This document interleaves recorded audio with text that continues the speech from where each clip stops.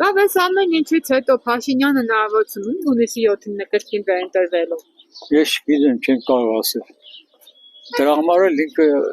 ամեն կիրակի, ամեն շաբաթ մտնում է բնակիչների շրջանը, ինչ ասես որ չի անում, մենակ են բանի համար, որ դրա ատորից չզրկվի։ Էսենք ընդրված, էլի մենք նույնը չենք։ Չէ, ինձ պետք չէ ինք եղնի։ Մեծ մարդ կա, որ քաղաքականությունը գիտեն, այն չէ, պետությունը, երիտասարդությունը, մանկությունը, մանուկների հարցը բոլորին լուծի։ Նպաստ տալով չէ, նպաստ երեխակ բերել փող կուտա, մեզ պետք չէ այդ փողը։ Դու աշխատատեղ դուր երիտասարդություն։ Կանգնեցնեք բոլոր երիտասարդներին հարցերեք, ով աշխատատեղ ունի։ Բանակից գալիս են ոչինչ չեն անում երբ տղաները, ում է պետք։ Հայրենիքի համար տոշ եմ տալիս, բայց գալիս եմ հաց եմ փնտրում, հա, աղբամանների կողքից անցնելու։ Եթե աննամուսի պես մեր ժողովուրդը ընտրեց, կնա ընտրվի։ Բացի Նիկոլից ով կուզե եղնի։ Աստված չտա,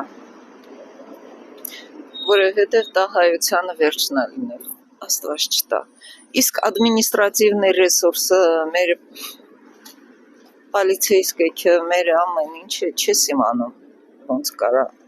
խաղը լինի։ Չեմ կարող ասել, որտեղ մեր ժողովուրդը մի քիչ անկայուն ժողովուրդ է։